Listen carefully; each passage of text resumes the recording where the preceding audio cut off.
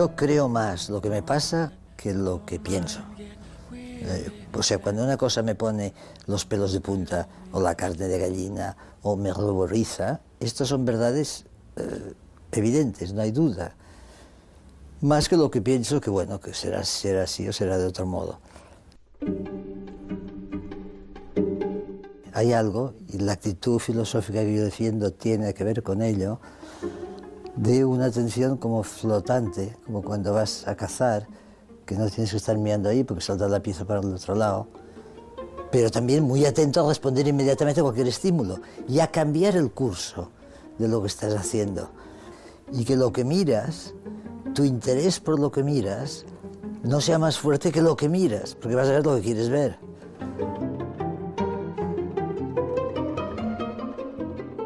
Hay una fábula de Esopo, que es un pajarito que está bebiendo de una jarra de agua porque ha llovido y está en el borde de la jarra, intenta alcanzar el agua, pero no llega, y va a patinar y caerse dentro del agua y ahogarse.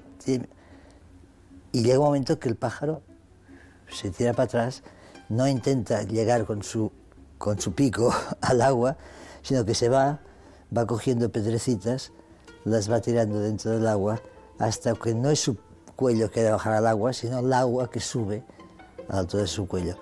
Saber cambiar, saber ver lo que no busco, ser capaz de ser delicado con las cosas y dejarte coger a contrapié por las cosas y no intentar hacértelas, sino hacerte a ellas. Esto para mí es como desde un principio filosófico hasta moral.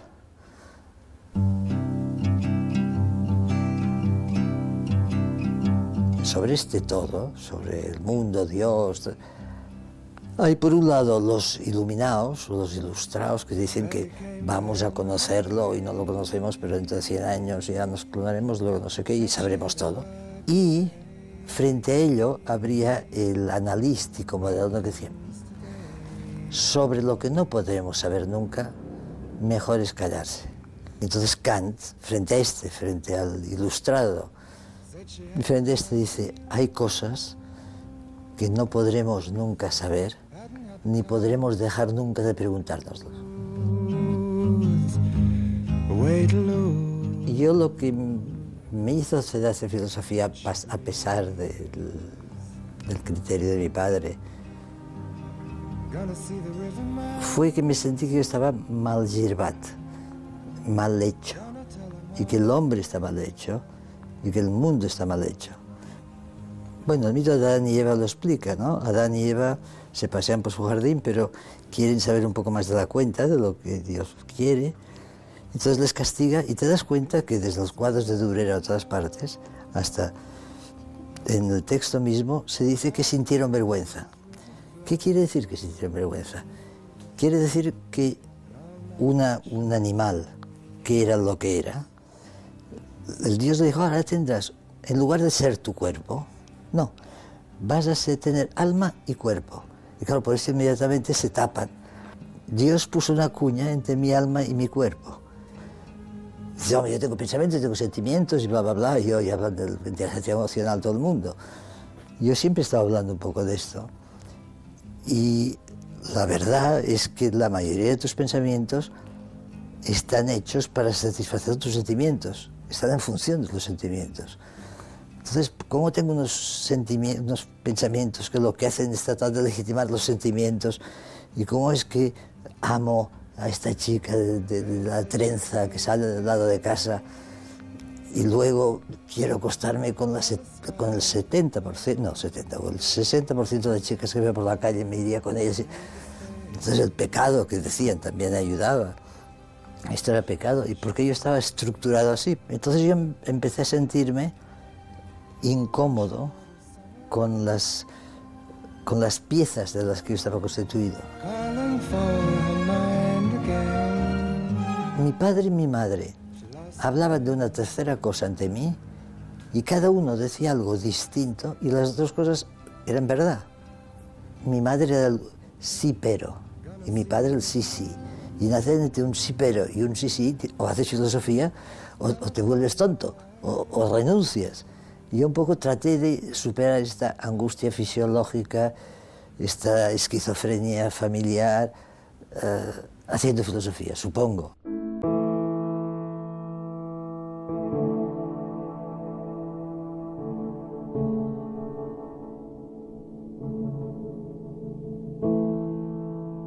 En moral, si no hago lo que creo, acabaré creyendo lo que hago. La gente no resiste mucho tiempo sentirse que han hecho mal. Si no son capaces de no hacer el mal, tienen que encontrar una manera para decir que esto es el bien. Y un poco en mi libro de moral, digamos, uno de los 5 o 6 axiomas que doy, porque es un libro no de ética en general, mi libro es de moral, o sea, ¿qué hay que ser para ser bueno? Tiene esta pretensión que hoy día parece que los libros de ética tienen que ser sobre teoría de las virtudes. No, mi libro era como de curas, no de curas, pero aquello que decía, ¿qué hay que hacer para ser bueno? Y lo primero que decía, o lo segundo, o lo tercero, es que hay que mantener la conciencia de todas aquellas cosas que sacrifico cuando opto por un tipo de vida. Si me hago cura, tengo que saber el valor de la lujuria, y si me caso, tengo que saber el valor de la castidad, de todo aquello que la opción de vida que he tomado lo he sacrificado, porque cualquier opción de vida, como no puedo vivirlo todo, hasta los 18 años te crees que lo puedes vivir todo, a partir de los 18 y a ver si no se cierra del todo, a ver si encuentro una esclecha. Pues bueno, pero después de que es la esclecha y me he casado, ya soy consultor no sé dónde y tal, entonces tengo que quererme que ser consultor de no sé dónde y estar casado es lo que te realizas plenamente como individuo, porque tienes una dimensión personal, sentimental, pero otra una razón profesional, y esto es lo que da calidad. No, tío, date cuenta de todo lo que te estás cargando, dejando de vivir, dejando de gozar, dejando de respetar, dejando de querer, dejando de saber por lo que has dedicado tu vida.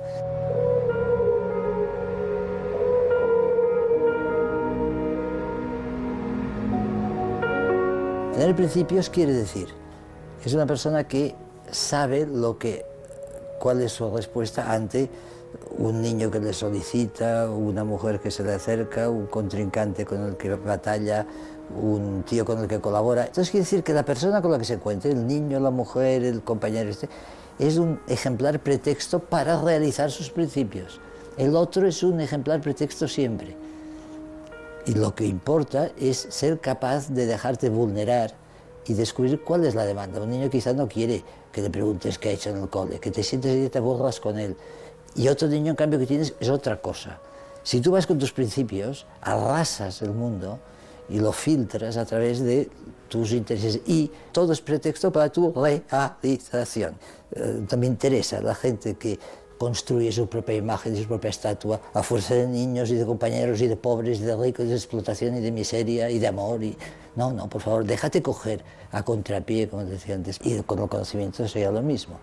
En un caso sería para portarse decentemente en este mundo y en el otro sería para conocer lo que las cosas son. Yo no soy nada místico, pero lo que las cosas nos piden que las tratemos. Cada cosa, cada libro, cada persona, tienes que ir encontrando qué es aquello, el trato que solicita, que pide, que necesita, que tú le puedes dar.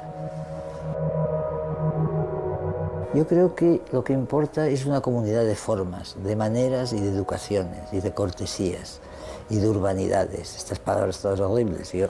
Me gustan cosas horribles como la hispanidad, la urbanidad, todas estas cosas horribles, pues eso es. En cambio, los valores, en la medida en que se van haciendo, la gente homogenizan a la gente, los valores crean gente redundante, de una pieza. Hay un mundo de la cortesía y hay un mundo de la culpa y el mundo de los valores, y yo prefiero una sociedad sin valores y sin culpa y con cortesía. La imaginación no solo es esencial para la creación artística, lo es también para la formación personal, los movimientos sociales y para conservar la salud psicológica.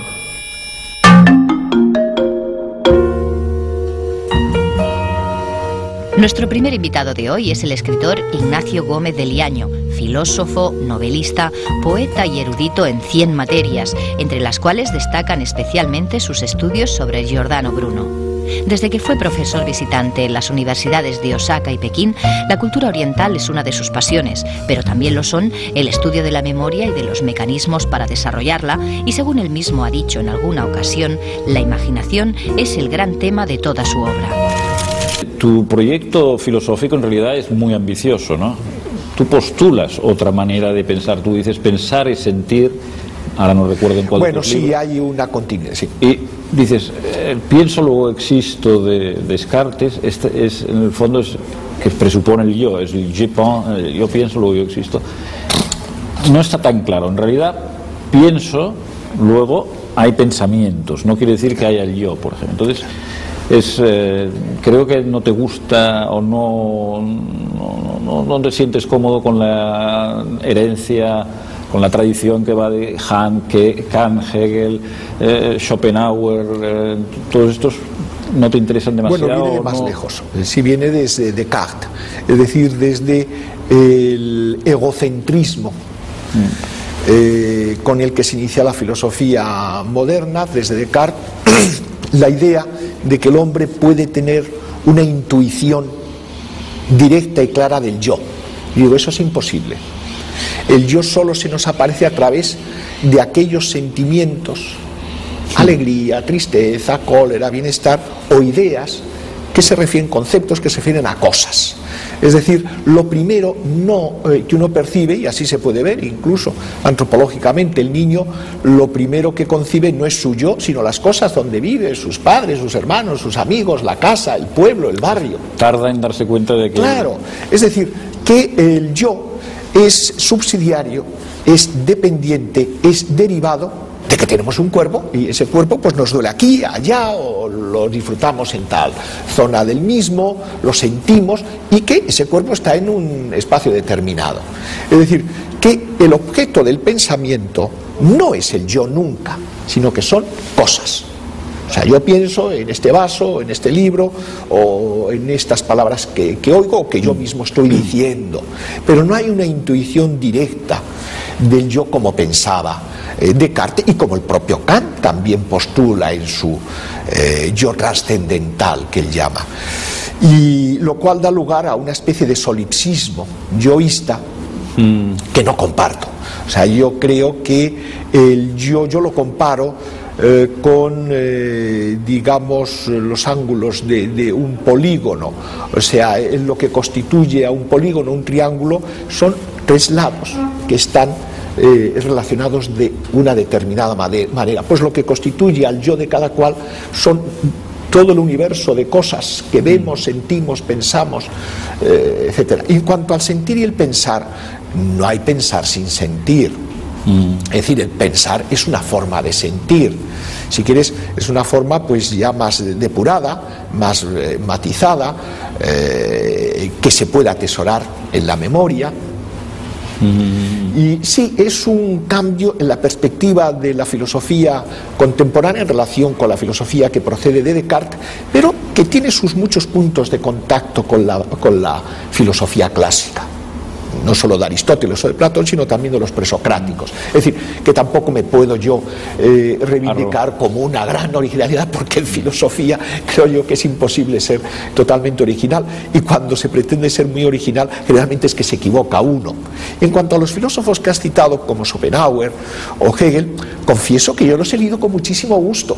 Schopenhauer es un filósofo que escribe maravillosamente bien.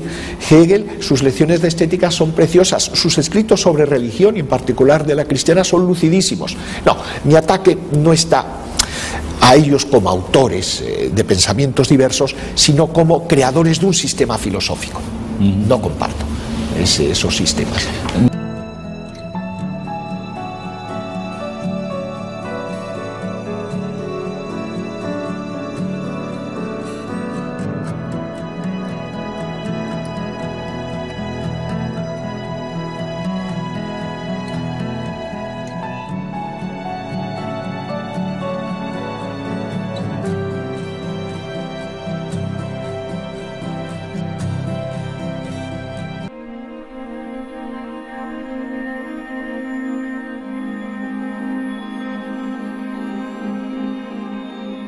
Yo empecé sobre todo por la idea de la naturaleza humana, ¿no? Porque me impresionó eso en los presocráticos ya, ¿no? En qué momento piensan, no, la naturaleza, los fenómenos naturales tienen que tener su propia explicación, no depende de unos dioses arbitrarios, no depende de ningún dios omnipotente, sino que tienen que tener sus propias leyes, ¿no?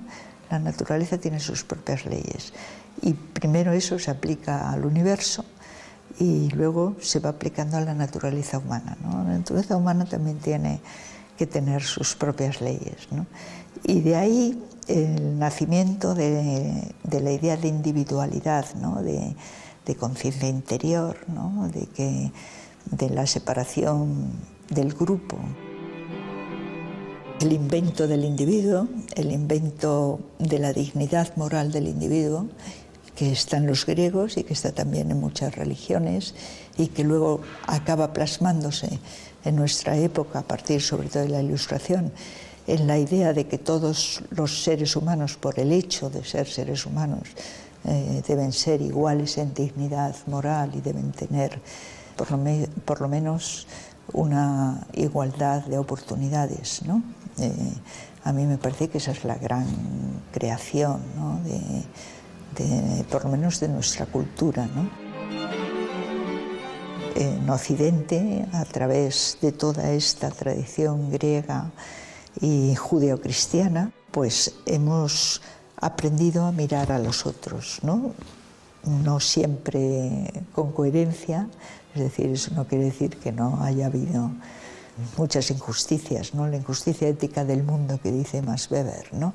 Y sobre todo en nuestra época, el siglo XX con el siglo de los totalitarismos es una experiencia que para nosotros ha sido tremenda, ¿no? Y que ha creado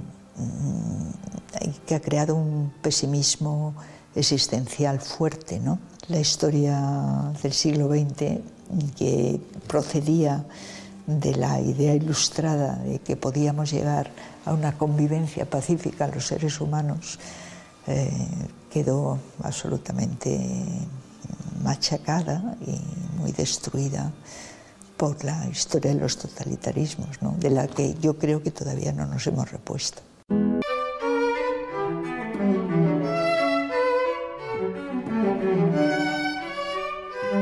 Realmente es una época apasionante porque es como si todo explotara al tiempo, ¿no?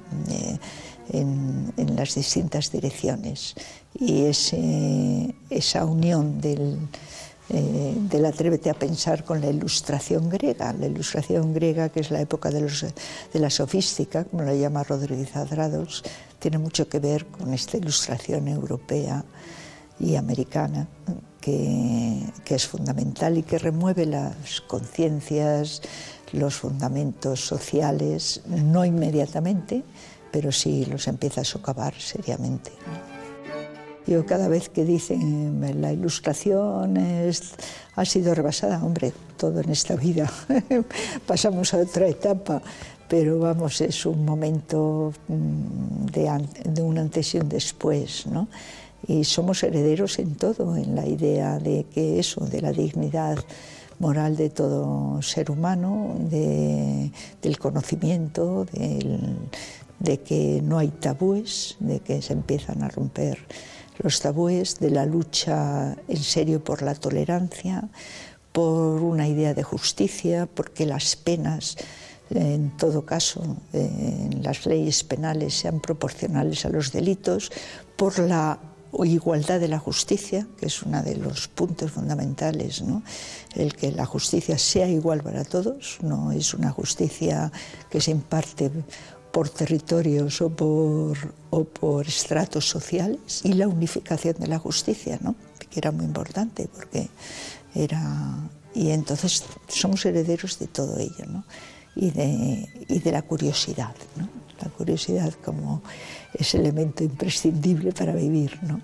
Es indudable un hecho civilizatorio, eso lo ha señalado muy bien Gomá en sus libros sobre la ejemplaridad.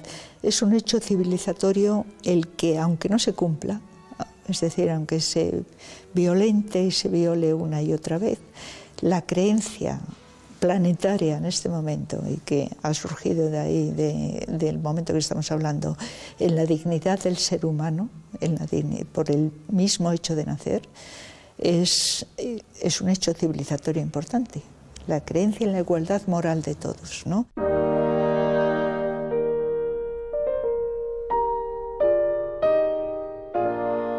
El personaje de Montesquieu, que claro, es un personaje entre dos mundos, ¿no? Porque él pertenece en parte todavía al antiguo régimen, pero es la primera ilustración, ¿no? Y hace una aportación decisiva, como es el estudio de la sociedad como si fuera un elemento con sus propias reglas que podemos ver desde fuera y no un caos, ¿no? Lo que le preocupaba a Montesquieu desde el punto de vista político era el abuso de poder. Él insiste siempre, y lo estamos viendo, es que la condición humana tiende al abuso y que hasta la virtud necesita límites. Por lo tanto, se trata de cómo articular el poder y la libertad. Necesitamos un cierto orden y para eso está el poder. Damos el monopolio del poder físico, ¿no? A eso que llamamos Estado, por lo tanto tenemos que tener un control sobre ese Estado. Entonces esa articulación de poder y libertad es muy compleja. A mí me interesó muchísimo, y lo escribo también cuando tengo que escribir artículos sobre el presente, la importancia de que la política y los políticos son un medio, no un fin. Montesquieu, que además es, como personaje, es muy interesante, ¿no? De él aprendí eso tan bonito de que nunca hay que compararse con nadie, ¿no? Sino nada más con uno mismo, con lo que uno ha recibido sin proponérselo y lo que haces con tu vida, ¿no? Y me parece que esa sería una buena máxima para lo español también. Me ha costado mucho admitir que el mal existe, pero existe, y que por lo tanto nos tenemos que proteger. Eso que decía Voltaire, entre lobos conviene aullar de vez en cuando. Y bueno, la vida es conflicto, no es la paz de los cementerios ni esa armonía, pero podemos convivir unos con otros y desde luego creo en eso, creo en la amistad, procurar siempre estar lejos de los malvados en la medida de lo posible, aquello que decía Nietzsche tan bello, ¿no? De a quién llamas malvado, a quien procura la vergüenza ajena, ¿no? Lo importante es que haya también unas instituciones creadas siempre por los individuos, pero que trascienden en ese sentido la vida individual para que sea posible la justicia y la libertad, ¿no?